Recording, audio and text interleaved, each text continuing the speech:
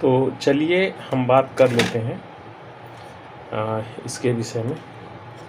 तो यहाँ पे ये रेजिस्टेंस लगी हुई है और आपको मालूम है कि जब भी लोड बढ़ेगा तो ये निगेटिव इस तरफ, ये निगेटिव पास कराया गया है और इस तरफ से जब भी पॉजिटिव है तो इसमें एक रेजिस्टेंस क्रिएट होगा और उस रेजिस्टेंस जैसे जैसे यानी मोटर पे लोड पड़ेगी, कंप्रेसर पे लोड पड़ेगा तो एक रेजिस्टेंस क्रिएट होगी। वो रेजिस्टेंस धीरे धीरे तो यहाँ पे वोल्टेज ये वाला हिस्सा पॉजिटिव बनने लगेगा, ये नेगेटिव बनने लगेगा।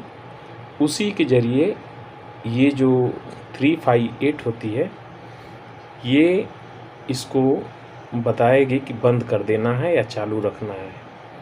तो उसको पिछली वीडियो में मैं ये बनाया था तो बहुत से लोग बोले कि इतनी छोटी जानकारी थी और इतना टाइम गया, तो मैं यहाँ पे कुछ करके दिखाता हूँ और फिर बताइएगा।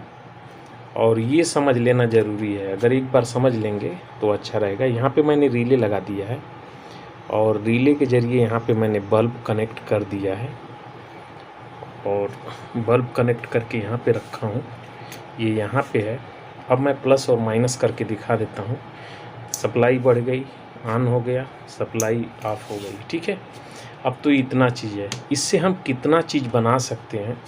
एक तो हम उस जो इसकी सप्लाई है, हमारे पास मोटर यहाँ पे डीसी अवेलेबल नहीं है, नहीं तो मैं करके दिखा देता कि जैसे ही उसको कनेक्ट करते तो मोटर रन करती। जैसे ये मोटर है, लेकिन ये भी देख रहे हैं कि UBW की है, तो ये रन करती तो उस समय इसका लोड कुछ और होता। जैसे जैसे हम इसको पकड़ते जाएंगे शाफ्ट के ऊपर लोड पड़ेगा और जो इंडक्टेंस है उसमें भी रेजिस्टेंस क्रिएट होगा और ये सप्लाई ज़्यादा लेने की कोशिश करेगी, यानी करंट ज़्यादा बहाव लेगा और उसी के ज़रिए वोल्ट में डिफरेंस आएगा। उसी डिफरेंस को पकड़ के ये काम करती है। तो उसको ही हम यहाँ पे इस तरह से बनाए हैं कि एडजस्ट कर रहे हैं। लेकिन हम इसको कितने तरह से कर सकते हैं वो मैं दिखा देता हूँ आपको। तो बने रहिएगा, वीडियो भगाइएगा ना। भगाएंगे तो बहुत कुछ मिस कर देंगे, समझना मुश्किल हो जाएगा और बाद में आप बोलोगे कि फिर मतलब नहीं है। तो मैं इस रेजिस्टेंस को, ये रेजिस्टेंस ही है ना, आपको मालूम है, इसी लाइन में है तो आपको मालूम है। ये सेंसर है।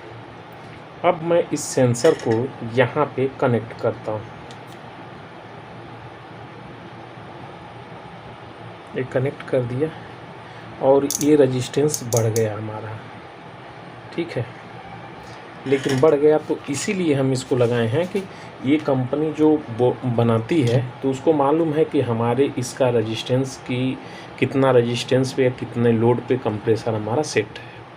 यहीं से आपको वो चीज़ भी मिल जाएगा कि जब कंप्रेसर आप दूसरा लगाएंगे नहीं चल रहा है तो उसको भी यहीं से आप एडजस्ट कर सकते हैं। वो आपके दिमाग के ऊपर डिपेंड करेगा। यहाँ पे फिक्स रेजिस्टेंस लगा करके यही काम कर दिया जाता है। तो मैं इसको अभी एडजस्ट कर रहा हूँ। ये मैंने एडजस्ट कर दिया, ये हो गया।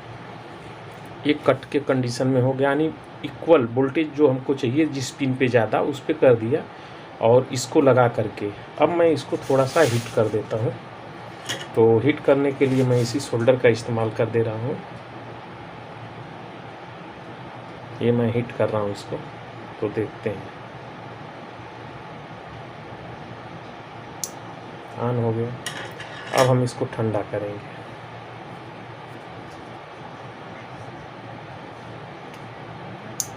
ऑफ हो गया, फिर हीट करेंगे, फिर ऑन हो जाएगा।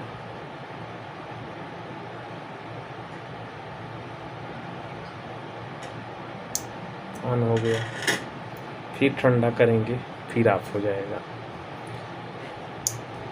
ऑफ हो गया। अब इसको हम साइड कर देते हैं और फिर मैं इसको दूसरा एडजस्ट कर लेता हूँ, वो भी दिखा देता हूँ। क्योंकि ये आप जानते रहेंगे तब भी ये हो पाएगा। रेजिस्टेंस निकाल दिया। तो चलिए मैं यहाँ पे अभी ये लगा देता हूँ। एक कैपलर का वो हिस्सा है जो आउट होता है। ठीक है, कैपलर के अंदर का वो हिस्सा है जो दूसरे भाग में मैं बार बार बोलता हूँ कि जिधर ELDR लगाता है, ये ELDR है। अब मैं इसको यहाँ पे लगा देता हूँ।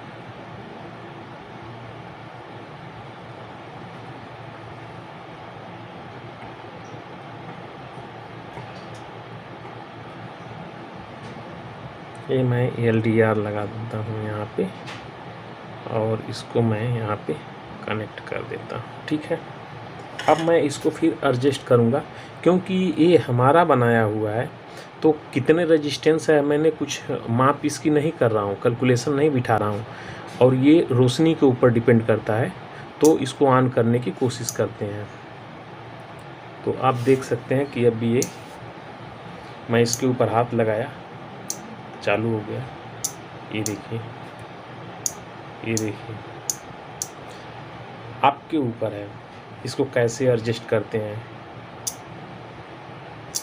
ये मैंने कर दिया। इसके ज़रिए हम वो बना सकते हैं कि जैसे अंधेरा हुआ तो लाइट हमारी ऑन हो गई, और जब भी ये देखिए मैंने दूसरी लाइट जलाया तो ये देखिए, यह भी कर सकते हैं, बंद हो गया। तो ये है दूसरा चीज़। मैं दोनों चीज़ को अटैच कर लेता हूँ, क्योंकि रेजिस्टेंस का ही खेल है, रेजिस्टेंस का खेल है और वोल्टेज का। तो रेजिस्टेंस जब आपको मालूम रहेगा, कैलकुलेशन आपको आएगा, तब कर लेंगे आसानी से। अब मैं इसको भी साथ में अटैच कर देता हूँ।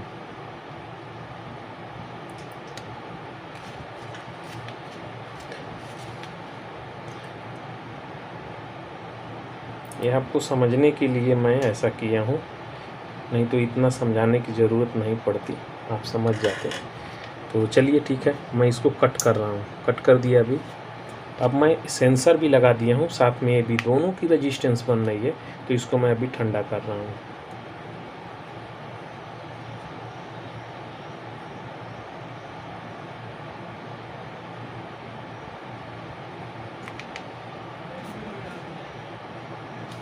मैं पहले इसकी लाइट बंद करता हूँ ताकि दोनों एक साथ में मैं चालू कर सकूँ।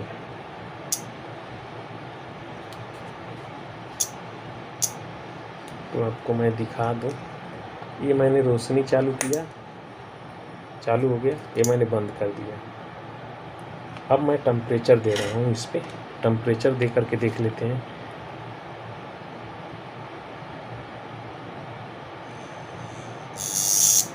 ऑन हो गया।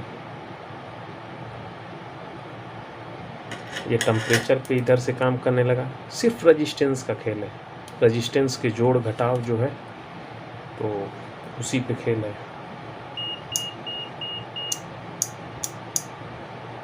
अब ये कूल होगा, दोनों बराबर हो जाएंगे। फिर इसका रेजिस्टेंस अभी हीट है, ये मेटल है, तो अभी देखिए बराबर हो गया।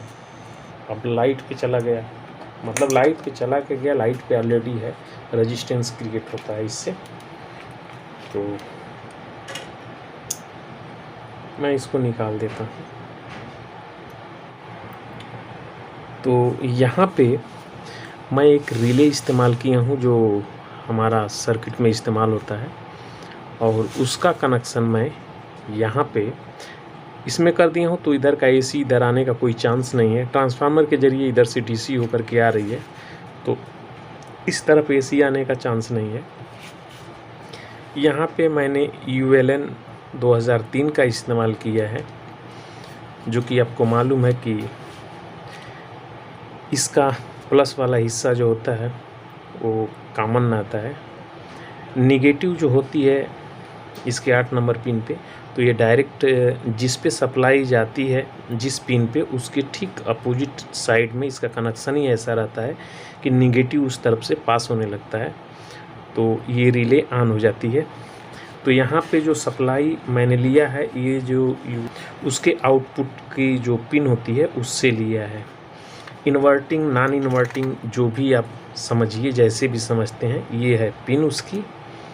ठीक है, इस पिन पे अगर एक पे वोल्टेज कम होता है तो निगेटिव सप्लाई आने लगती है, अगर उस पर प्लस सप्लाई होने लगती है, ये दोनों के बीच की टैली होती है। अगर एक में सप्लाई ज़्यादा हुई तो सप्लाई माइनस होने लगेगी, अगर दूसरे में प्लस ऐसे हुआ तो प्लस सप्लाई होने लगती है। ये ऐसे ही वर्क करता है।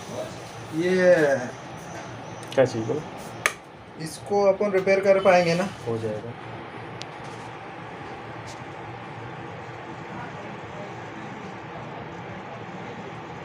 तो यहीं पे अब मैं कैपलर लगा देता हूँ।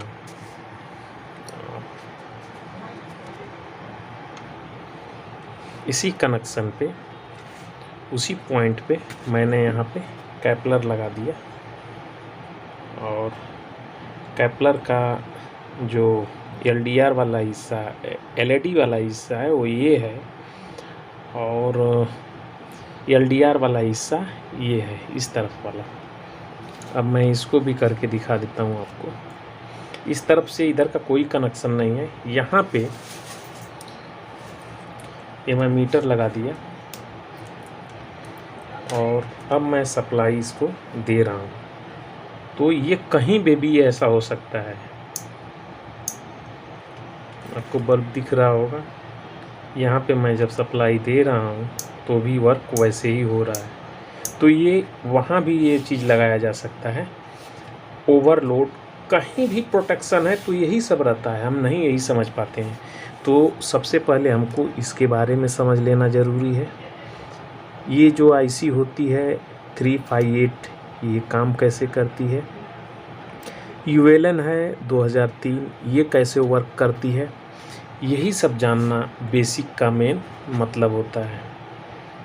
और जब ये आप समझ जाएंगे तो आपके लिए सब आसान हो जाएगा, और ऐसे ही ये वर्क करता है। किसी दिन मैं वो भी वीडियो बना करके आपको दिखा दूंगा कि जिसमें मोटर की स्पीड स्लो हो जाती है। तो कुछ कंपनी में होती है, सब में नहीं ऐसा होता है। तो वहाँ पे वो सर्किट माइक्रो कंट्रोलर ये हो जाता है कि ख़राब हो गई है, और उसके पीछे का कारण यही है कि माइक्रो कंट्रोलर का जो प्रोग्रामिंग किया हुआ रहता है वो फेल हो जाता है, वो सेक्शन। तो वहाँ पे मोटर की कुछ ही स्पीड को काउंट कर लेता है कि इतनी स्पीड है। तो इसके लिए फिर वहाँ पे एक IC का इस्तेमाल करते हैं, वो 4070 पे बनाते हैं। 4070 के में प्रोग्राम ऐसे, मतलब उसका ऐसा रहता है। तो उसमें कैसे रहेगा कि एक पे क्लिक अगर आता रहेगा तो वो क्रमशः 1 2 3 4 LED क्रमशः जलती जाएगी, और एक रीसेट की पिन रहती है। अगर 5 वोल्ट की सप्लाई वहाँ पे आ गई तो वहाँ से फिर वापस शुरू हो जाता है।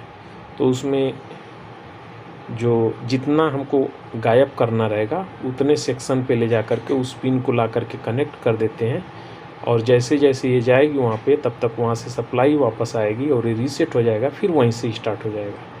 तो अगर चौथे नंबर पे लगा दिया तो 3 पल्स उसमें से गायब हो जाएगी, वो इस सिस्टम के ज़रिए वो गायब हो जाया करेगी। तो मोटर की स्पीड ऑटोमेटिक जो पहले 100 चक्कर लगा रही थी वो 300 चक्कर पे चली जाएगी। तो ऐसे रहता है, उसको भी किसी दिन बनाऊंगा। तो टाइम वाली बात है। चलिए नेक्स्ट वीडियो में फिर मिलते हैं, तब तक के लिए नमस्कार।